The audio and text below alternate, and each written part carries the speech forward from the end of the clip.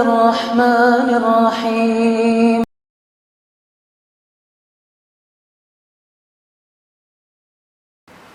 Sungguh insya Allah kita semuanya sepakat, tidak ada dua orang di dunia ini yang berselisih bahwa setiap kita adalah orang-orang yang sedang mencari dan mengejar dan mendambakan kebahagiaan. Betul atau enggak, Pak? Siapapun, tidak yang kaya, tidak yang miskin, tidak yang pejabat, tidak yang rakyat, tidak yang laki, tidak yang perempuan, siapapun orangnya, bahkan tidak kafir, tidak muslim, bahkan tidak orang yang saleh, tidak orang yang maksiat, sungguh semuanya adalah orang-orang yang mendambakan kebahagiaan. Hanya sebagian kita dan sebagian orang dan sebagian besar manusia, mereka terkadang kelelahan mengejar kebahagiaan kemana-mana. Itu terkadang telah dia kejar dengan segala tenaga sampai tujuan tidak ada, sehingga orang berkesimpulan bahwa kebahagiaan itu seakan-akan adalah fata morgana. Apa itu fata morgana, Pak? Dari kejauhan, iya betul semu. Dari kejauhan, kata orang Jawa bilang, koyo banyu ngimplah-ngimplah. Oh, Masya Allah. Bagi orang kehausan sangat menjanjikan. Dia kejar sampai tempatnya, ternyata nggak ada apa-apa. Itulah diantara orang menggambarkan kebahagiaan, Masya Allah, seakan-akan fata morgana. Sebagian orang, Pak, ada yang mendambakan kebahagiaan seandainya dia jadi orang kaya raya, maka betapa sangat bahagianya, bisa membangun rumah besar, bisa beli mobil mewah, setiap yang ingin dia inginkan selalu dapat, bisa dia beli. Tapi ternyata begitu dia mulai menempuh jalannya, merintis bagaimana caranya menjadi orang yang sangat kaya raya. Ada nggak, Pak, orang yang kaya kemudian dia setiap hari hidupnya sesek, sumpek, marah-marah, dia merasakan tidak ada kelonggaran jiwa? Ada nggak, Pak? Oh, sangat banyak. Sangat banyak. Sehingga terkadang mereka pelariannya kepada hal-hal yang justru semakin tidak membuat mereka bahagia. Orang-orang kaya yang bahkan telah Allah berikan istri yang cantik, Allah berikan anak yang tampan dan cantik-cantik, ternyata rumahnya adalah neraka bagi mereka. Sebagian mereka menjadikan rumahnya seakan terminal. Datang sebentar, kemudian pergi. Yang perempuan juga begitu, bapaknya juga begitu, anaknya juga begitu. Akhirnya benar-benar mereka bersama dengan limpahan harta yang banyak, sama sekali tidak merasakan kebahagiaan. Akhirnya sebagian anak mereka larinya ke free sex, sebagian anak mereka larinya kepada perkara-perkara yang tidak diinginkan, sehingga betul-betul keluarga yang menjadi keluarga broken home tidak sedikit pun merasakan kelonggaran. Para bapak sekalian, pernah nggak dengar ceritanya Christina Onassis? Dengar nggak? Seorang wanita yang sangat kaya raya. Dia adalah seorang yang berkewargaraan Amerika. Dari keluarga Onassis. Anak-anaknya itu semuanya memiliki pesawat pribadi. Mau kemanapun dia bisa. Termasuk diantaranya adalah Christina. Dia menjadi wanita yang paling kaya. Menikahlah dia dengan laki-laki dari berkewargaraan, yaitu Amerika.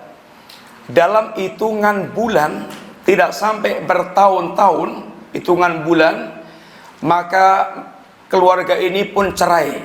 Kira-kira kalau orang cerai itu saking bahagianya atau saking susahnya? Nggak ada ceritanya, Pak, Mas kita ini Masya Allah di puncak kebahagiaan, seneng kita ini, pegatan aja gitu. Nggak ada, Pak. Dari ketidaksukaan atau dari kesesakan hidup yang dia rasakan, maka mereka pun mengambil jalan untuk cerai, yang dia sangka ini akan mengantarkan pada kebahagiaan baru. Kawin lagi dia dengan laki-laki berkebangsaan ini Yunani, tetapi tidak lama pula cerai. Kemudian kawin lagi dengan laki-laki yang berkebangsaan Rusia. Amerika ketemu dengan Rusia. Amerika beraliran materialis, kapitalis, dan Rusia beraliran sosialis. Nggak ketemu. Ditanya seorang wartawan, Anda ini wanita Amerika menikah dengan laki-laki Rusia yang berbeda jalan hidupnya, ini aliran pemikirannya berbeda. Apa kata si wanita ini? Ab'atsus sa'adah, saya mencari kebahagiaan. Apakah dengan menikah laki-laki Rusia dia kemudian bahagia? Ternyata sama nasibnya, dalam hitungan bulan, gak sampai tahun, maka dia pun cerai lagi. Nikahlah dia dengan laki-laki Itali atau Perancis, sampai kemudian ternyata dia berakhir dengan kehidupan yang sangat mengenaskan.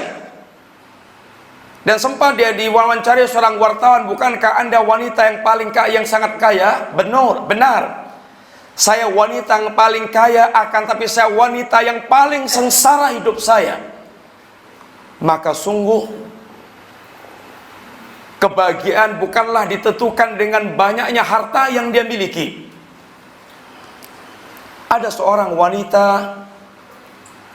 yang dia seorang dokter.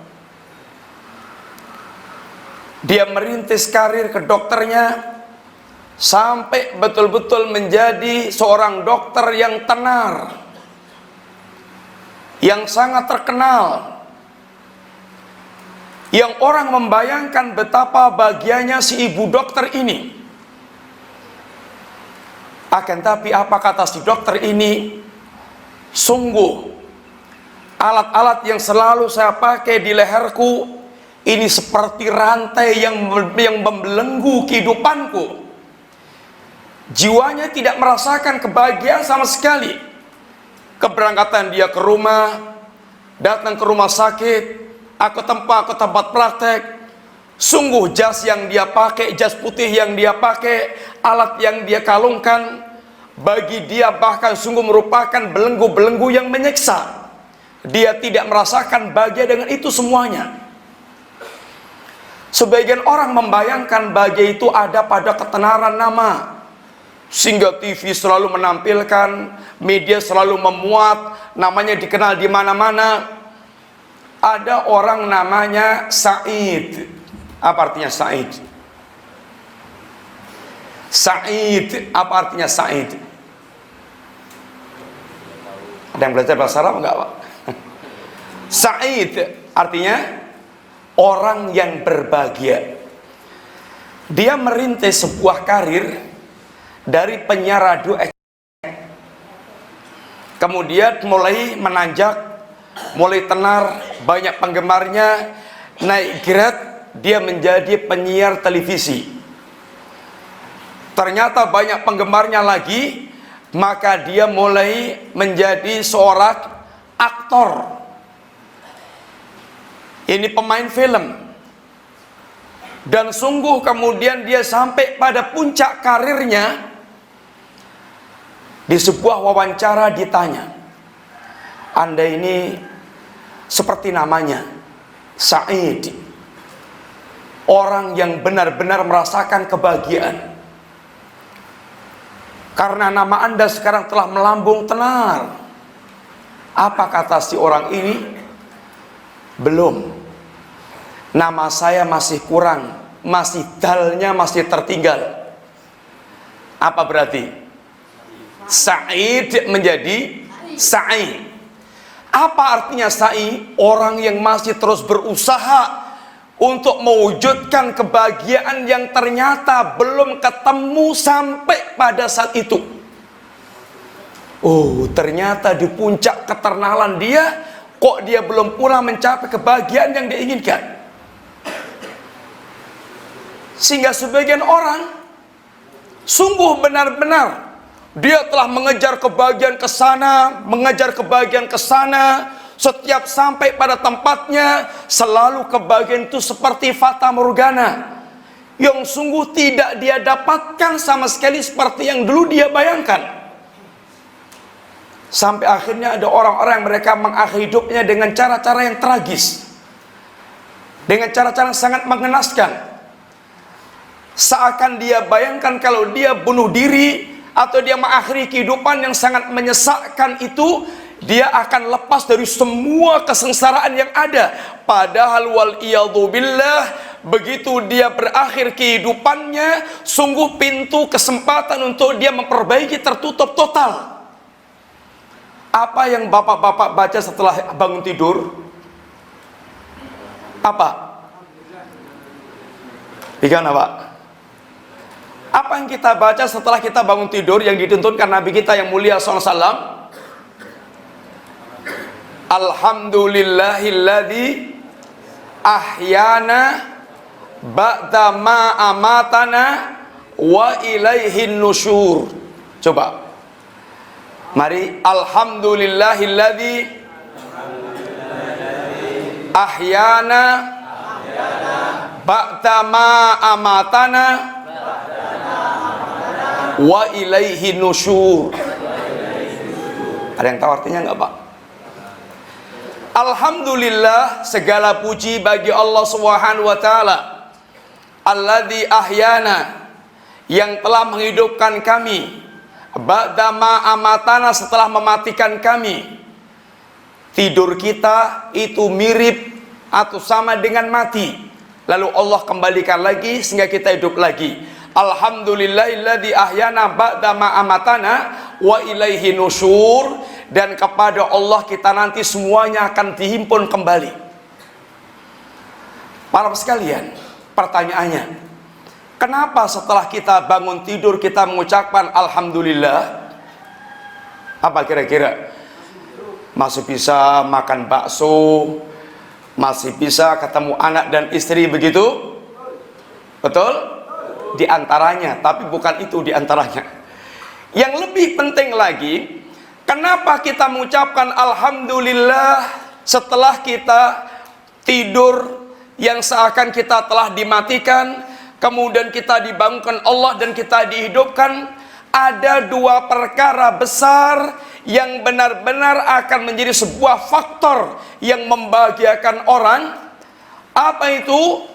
Allah masih memberikan kesempatan kepada kita untuk betul-betul mengumpulkan amal saleh yang ini merupakan bekal terbaik kita menghadap Allah Subhanahu wa taala.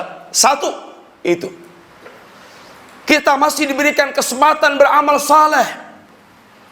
Yang kedua, kita masih diberikan kesempatan oleh Allah untuk mentaubati semua perbuatan yang pernah kita lakukan. Itu yang kedua. Sungguh apabila kita telah dicabut, didatangi malakal maut, para sekalian, tidak ada yang kita inginkan, tidak ada yang kita angan-angankan kecuali seperti yang dikatakan Allah Subhanahu wa taala, fa idza jaa ahadahumul maut qala rabbirji'un la'alli a'malu salihan fima taraktu. Kalla innaha kalimatun huwa qailuha wa min waraihim barzakhun ila yaumi yub'atsun. Apabila maut telah mendatangi salah seorang di antara mereka, maka yang akan terucap dari kalimat mereka adalah Rabbirji'un, ya Rabb, kembalikan aku ke dunia. Untuk apa minta dikembalikan ke dunia? Apakah biar dia bisa menikmati makanan sebanyak-banyaknya, bisa menikmati minuman sebanyak-banyaknya, bisa berwisata ke semua tempat yang dikabarkan indah dan menyenangkan? Tidak. Akan tapi satu yang mereka minta, la'alli a'malu salihan fima taraktu, supaya aku bisa beramal soleh yang dulu pernah aku tinggalkan, yang dulu tidak sempat aku tinggalkan.